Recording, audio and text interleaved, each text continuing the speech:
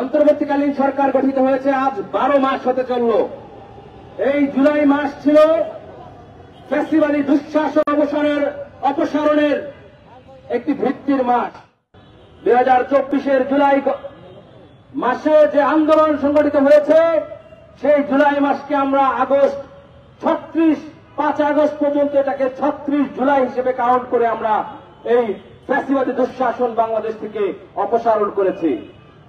আমরা দেখেছি বিগত 54 বছর ধরে বাংলাদেশের যে রাজনৈতিক ব্যবস্থা, যে প্রশাসনিক ব্যবস্থা, এই রাজনৈতিক এবং প্রশাসনিক ব্যবস্থা বাংলাদেশ থেকে ফ্যাসিবাদ এবং বাংলাদেশের জনমানুষের যে আকাঙ্ক্ষার বাংলাদেশ সেটি বাস্তবায়ন করার সুযোগ দেয়নি। যার ফলে আমরা দেখেছি বিগত সময় এবং বিগত 24-এর গণ আন্দোলনে পলাতক স্বৈরাচারী শেখ হাসিনা সরকারের যে রাজনীতিবিদরা ছিল তারা কিন্তু সবাই পালিয়ে গেছে এবং রাজনীতিবিদদের সকলের নামে মামলা হয়েছে এবং বিচারিক কার্যক্রম চলছে, তাদের দলীয় কার্যক্রম নিষিদ্ধ হয়েছে।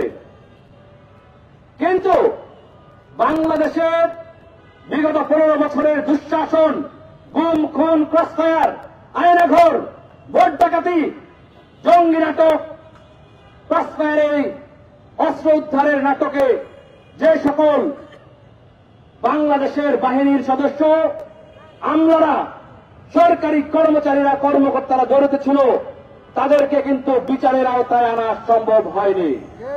বিগত বছর আসছি শুধুমাত্র অল্প দু একজনকে গ্রেফতার করেছে, বাকি সবারই ইনডেমনিটি দিয়ে দেওয়া হয়েছে, সবাই তাদের শপথে বহাল আছে।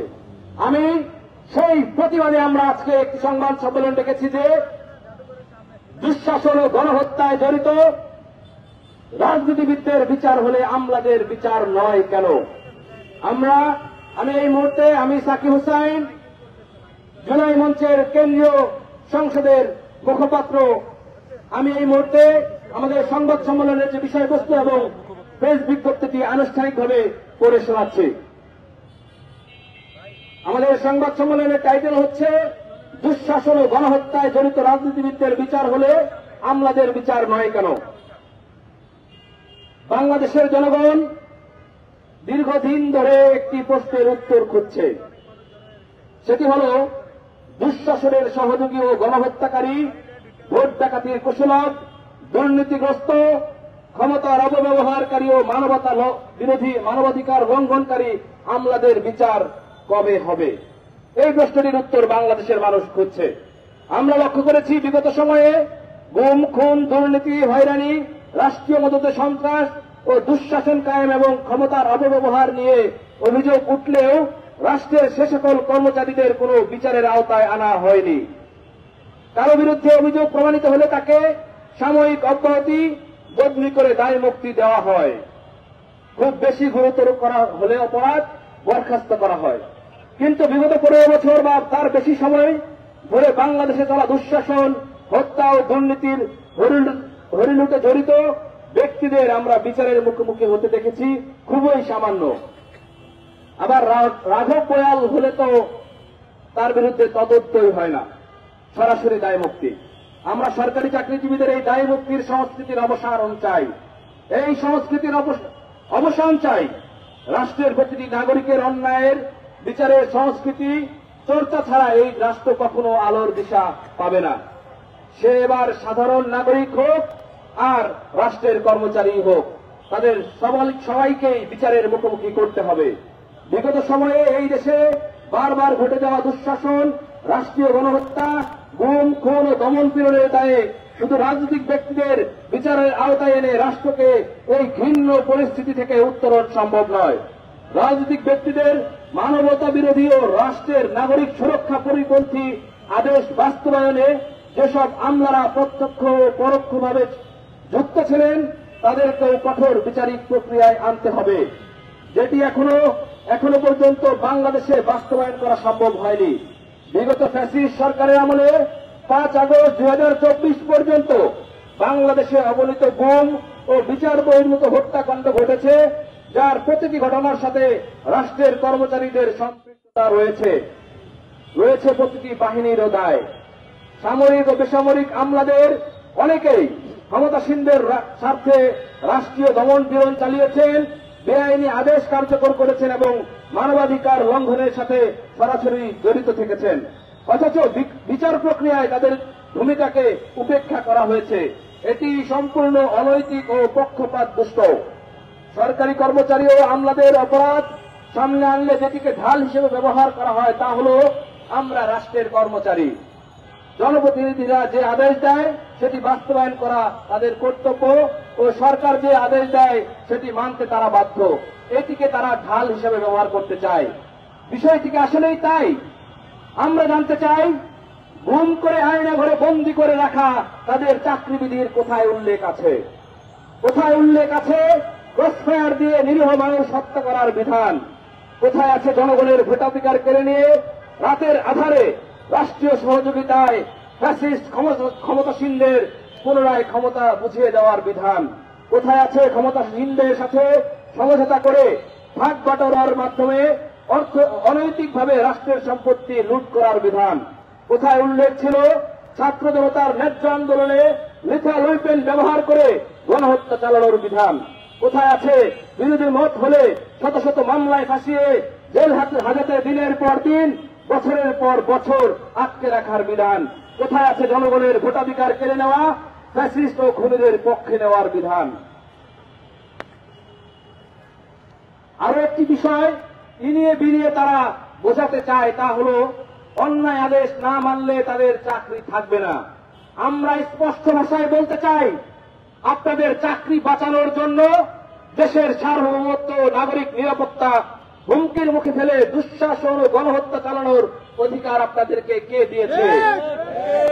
রাষ্ট্রের সাথে যে ওয়াদা করে আপনারা রাষ্ট্রের সেবকের দায়িত্ব নিয়েছেন, সেটা পালনে ব্যর্থ হলে স্পষ্ট ভাষায় জানিয়ে দিতে হবে, চাকরি থেকে অব্যাহতি নিলাম।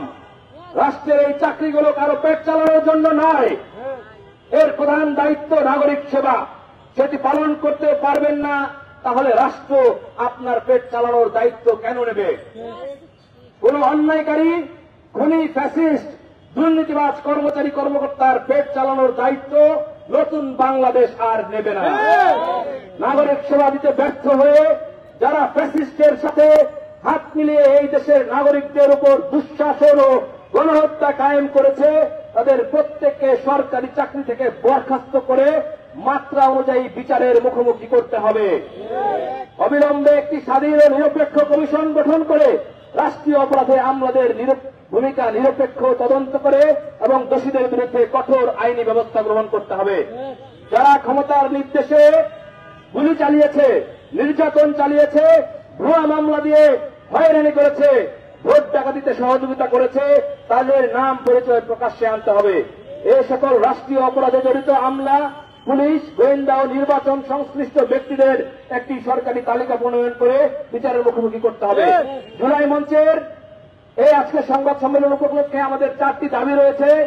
এই দাবিগুলো মিডিয়ার ভাইদের সামনে উপস্থাপন করবেন জুলাই মঞ্চের শহীদ পরিবার প্রতিনিধি, সেই আশুলিয়াতে যে ছেলেটিকে আগুনে পুড়িয়ে পুলিশ হত্যা করেছে, সেই সাজ্জাদ হোসেন সজলের আম্মা শাহিনা বেগম আমাদের এই 4টি দাবি আপনাদের সামনে উপস্থাপন করবেন। ফাঁসিবাদের আমলারা হুঁশিয়ার সাবধান, হুঁশিয়ার সাবধান, ফাঁসিবাদের আমলারা হুঁশিয়ার সাবধান, ফাঁসিবাদের আমলা ধর ধইরা ধইরা জেলে ভর, ফাঁসিবাদের আমলা ধর ধইরা ধইরা জেলে ভর। আমি শহীদ সাজ্জাদ হোসেন সজলের মা। আসলে আমরা যে দাবি নিয়ে এখানে দাঁড়িয়েছি, সে দাবি আমাদের কতটুকু পূর্ণ হবে এটা আমরা জানি না, কিন্তু আমাদের যে দাবি জানানো দরকার আমরা জানাইতেছি। কিন্তু আমিও ছেলের নামে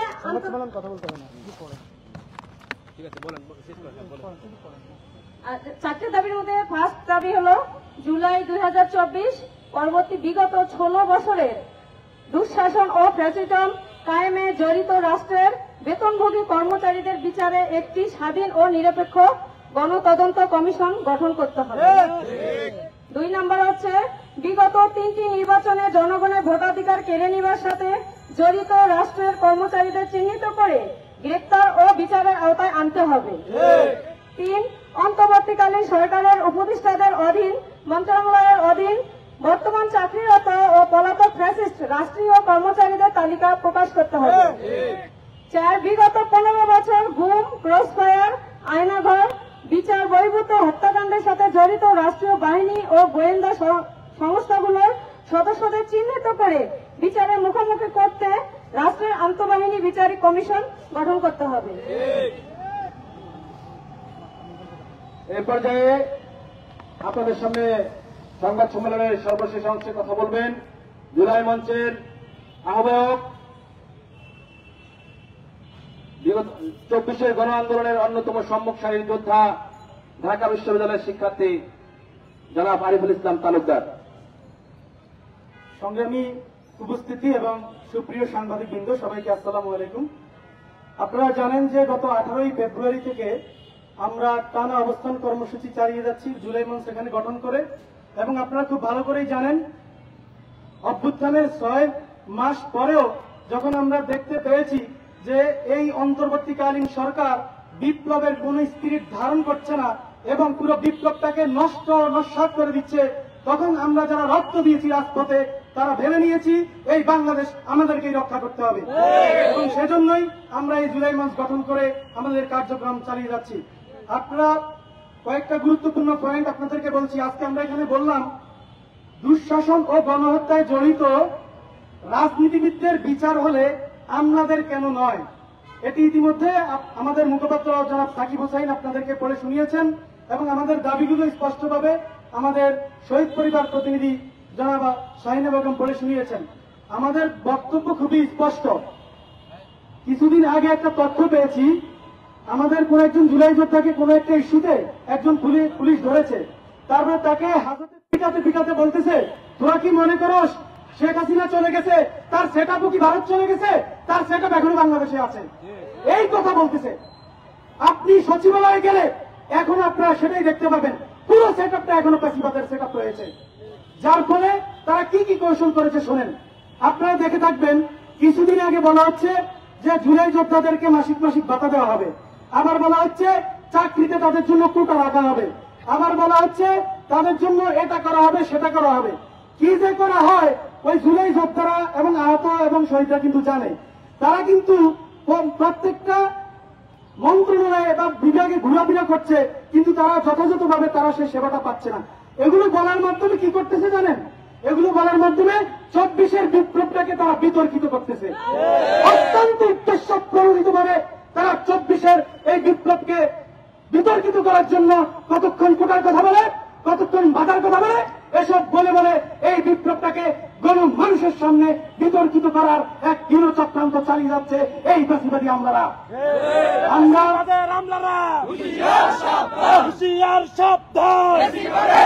আপনারা জানেন এই ফ্যাসিবাদী আমলাদের 44 জনের তালিকা আমরা সচিবালয় ঘেরাও করে আমরা সেখানে দিয়েছি, মাত্র 5 জনকে অপসারণ করা হয়েছে, বাকি 39 জন এখনো বহাল তবিয়তে বসে আছে। একজন অতিরিক্ত সচিব আমাকে মেসেজ করেছেন যে তারা এখনো যথেষ্ট অসহায়, যিনি 17 বছর ধরে ওএসডি ছিলেন। এইরকম ব্যক্তিরা মেসেজ দিচ্ছে তারা এখনো নাকি অসহায়। আমরা স্পষ্ট বলে দিতে চাই, এই যে বিপ্লবের সম্পূর্ণ নস্যাৎ হয়েছে, পুরো দায় ইন্টারিম সরকারকে নিতে হবে। এই ইন্টারিম সরকারের উপদেষ্টা 20 থেকে 21 জন।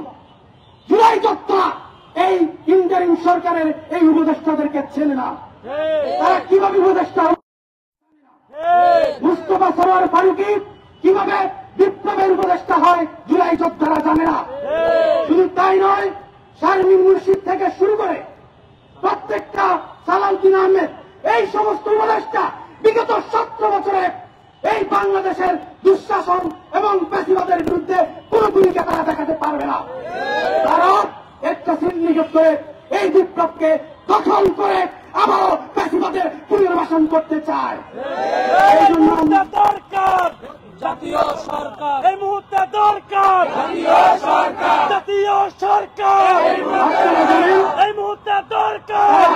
এটি করার মাধ্যমে তারা কি করেছে?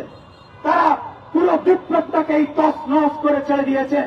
এখন জুলাই বিপ্লবের নাম শুনলে সাধারণ মানুষ ধিক্কার দেয়। কেন দেয়? এই অন্তর্বর্তীকালীন সরকারের চক্রান্তের জন্য দেয়। এজন্য আমরা বলতে চাই, আমরা সরকারকে এর আগে আলটিমেটাম দিয়েছি। জুলাই মঞ্চ আপনারা যারা এখানে এসেছেন দেখেছেন, আমি আহ্বায়ক হলেও আমি কিন্তু ওখানে বসি, বা আমাদের প্রাধান্য ওটা আমরা গুরুত্ব দেই না। জুলাই মঞ্চ কোন রাজনৈতিক দল না, জুলাই মঞ্চ কোন সংগঠন না। আপনারা জানেন 5ই আগস্টের আগে বৈষম্য বিরোধী যে ছাত্র আন্দোলন ছিল, এই বৈষম্য বিরোধী ছাত্র আন্দোলন কোন সংগঠন ছিল? কোন রাজনৈতিক দল ছিল? কিন্তু এই একটা ব্যানার পুরো বাংলাদেশকে একটা নতুন পরিবর্তন এনে দিয়েছে। আমরা মনে করি জুলাই মঞ্চ যেহেতু কোন সংগঠন না, কোন রাজনৈতিক দল না, প্রত্যেকটা প্রতিনিধি তার নিজ নিজ জায়গায় প্রধানের দায়িত্ব পালন করছে। সেজন্য আমরা বলছি সারা বাংলাদেশে আমরা জুলাইয়ের দল মত নির্বিশেষে ভিন্ন দল ভিন্ন পথ দেশের প্রশ্নে ঐক্যমত সেই বার্তা দিয়ে সারা বাংলাদেশের সকল দলীয় নির্দলীয় জুলাই যোদ্ধাদেরকে ঐক্যবদ্ধ করার জন্য কাজ করে যাচ্ছি। এটা যদি আপনারা হুমকি মনে করেন করতে পারেন, কিন্তু বাংলাদেশে আমরা যে স্বাধীনতা এনেছি সেই স্বাধীনতা আমরাই রক্ষা করব। সেজন্য ইতিমধ্যে অন্তর্বর্তীকালীন সরকারকে আলটিমেটাম দিয়েছি। 20 জুলাইয়ের মধ্যে জুলাইয়ের সনদ যদি দেওয়া না হয় এবং জুলাই বিপ্লবকে বিতর্কিত করার জন্য কোটার যে ঘোষণা বা তার যে ঘোষণা, এই বিষয়গুলোকে যদি সঠিক সমাধান করা না হয়, জুলাই সনদ যদি না দেওয়া হয় এবং অন্তর্বর্তীকালীন সরকার পুনর্গঠন করে বাংলাদেশের রাষ্ট্রিকের পরিবর্তনের মাধ্যমে একটা সুন্দর রাজনৈতিক বন্দোবস্ত ও সংস্কৃতি বিনির্মাণের জন্য যে সংস্কার দরকার, সেগুলোর উদ্যোগ যদি নেওয়া না হয়, তাহলে 20 তারিখের পর এই জুলাই মঞ্চ নতুন বিপ্লবের ডাক দিতে বাধ্য হবে।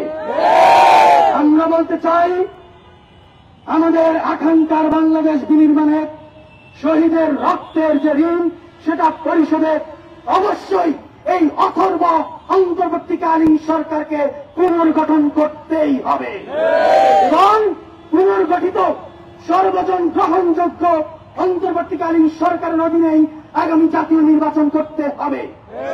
আর যদি করে না হয়, আমরা স্পষ্ট করে বলে দেই, সারা বাংলাদেশের জুলাই যোদ্ধারা 2025 সালে নতুন করে আবার জেগে উঠবে এবং আপনাদের এই তালবাহানা বাংলাদেশ থেকে লাথি মেরে শেখ হাসিনার মতো ভারতে তা বিতাড়িত করে দেবে ইনশাআল্লাহ। এই হচ্ছে আমাদের আজকের সংবাদ সম্মেলনের মোটামুটি বক্তব্য। সবাইকে ধন্যবাদ যারা এসেছেন। এখন আমাদের কাঠামোর যে বক্তব্যগুলো সেগুলো আমাদের চলতে থাকবে। For more updates, follow us on Facebook, subscribe our YouTube channel, get the latest update on www.daily-sun.com.